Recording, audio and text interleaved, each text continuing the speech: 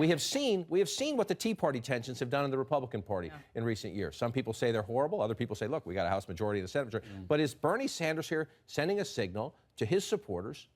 Go find other cases. Find establishment figures who are with Clinton. Find superdelegates maybe from states that I won and encourage primary challenges. Yeah, and this is the worst nightmare for Democrats right now. And people keep talking about 2008 and how that was brutal. This is much more divisive right now. Hillary Clinton, at the end of that, really rallied behind Barack Obama. She had something to gain at the end of it, which was a Secretary of State position. Bernie Sanders is not in that same boat. He's an independent who caucused with Democrats and is not necessarily looking toward his party future in the Democratic Party. So there's a lot of friction right now that may not be less leverage healed. with Bernie. Hillary was a party person. Bernie's not even in the party. That's so key. I mean, with Hillary Clinton, she wanted a Democrat very clearly in the White House. She wanted Democrats to control But Sanders the Senate. does say repeatedly he doesn't want Trump. Right, Yes. right. But that's different than saying he wants the Democratic Party as it currently exists to have power. I reached out to somebody in Vermont who's known Bernie Sanders for 40 years and been a political ally of his and watched his career.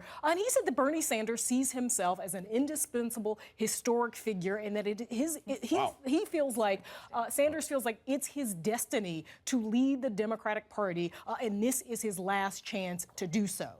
So, I mean, when you put it in those sort of grand terms, I think it looks a little different. Well, let's get to that then, because if that's his mindset, and you're Hillary Clinton, and you just told CNN in that interview we showed you a bit from earlier with Chris Cuomo, that you think he'll come around. You think eventually it'll be fine, that Bernie Sanders will get it. Right now, she said, I understand this, I went through it in 2008. But listen to Senator Sanders here. He's on State of the Union at the top of the hour. He also did another Sunday show interview where he continues to make the case that Democrats still have time, he says, to pick him over Clinton. We need a campaign, an election coming up, which does not have two candidates who are really very, very strongly disliked. I don't want to see the American people voting for the lesser of two evils. I want the American people to be voting for a vision of economic justice, of social justice, of environmental justice, of racial justice.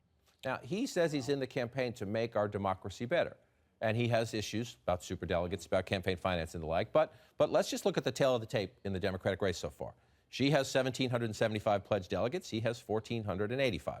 She has 522 superdelegates. He has 42.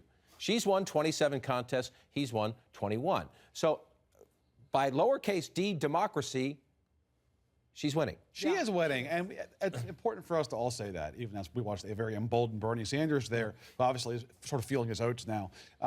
It's important to note that if you look at our polling in 2008 versus now, more Democrats back in 2008 who were supporting Hillary Clinton said that they would not support Barack Obama in the fall than today Sanders supporters say would not support Hillary Clinton. So I think that these wounds are healable.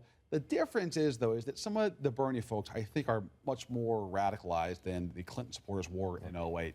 And I think it can be tough bringing some of them home. The Clinton strategy is not complicated. It's two words. It's Donald Trump. Yeah. You sort of hold that up and you say, look, you don't love Hillary. You were for Bernie. But this is a sort of national crisis that we're facing. And I think that's going to be what they say. Right, and if you listen to the full interview with Chris Cuomo here on CNN the other day, she had a little good cop, bad cop. She was very clear, I've been there. I understand the emotions of the supporters. I understand at the end it gets hard. Though, John. And she said, I take Senator Sanders at his word when he says, over my dead body, Donald Trump. But she also said something that if you're a Sanders supporter, you're not going to like, and that would be this. I will be the nominee for my party, Chris. That is already done, in effect. There is no way that I won't be.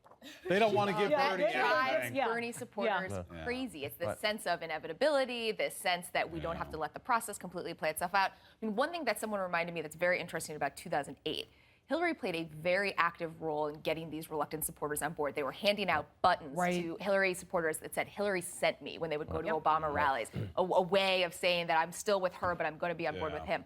Bernie, if he's not going to be the nominee and he's going to want to stop Donald Trump, he actively needs to play a role in getting supporters on board. But to understand, but if you're Senator Sanders, the last thing you want to say now is that the math is inevitable because if you can't be the nominee, and he keeps saying he thinks he has a narrow chance, and most of the time he's pretty candid about the math, that it's a very slight chance, but I still have a chance, and he does. But his other goal is the more delegates he has at the convention, the more influence he has on the platform.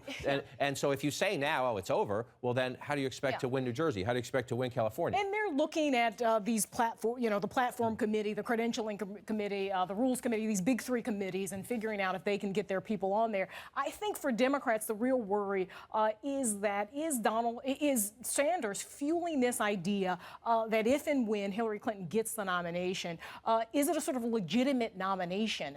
Is it the result of a rigged process? And the sort of conspiracy theories that many, a few Sanders supporters sort of traffic in, that it's been rigged.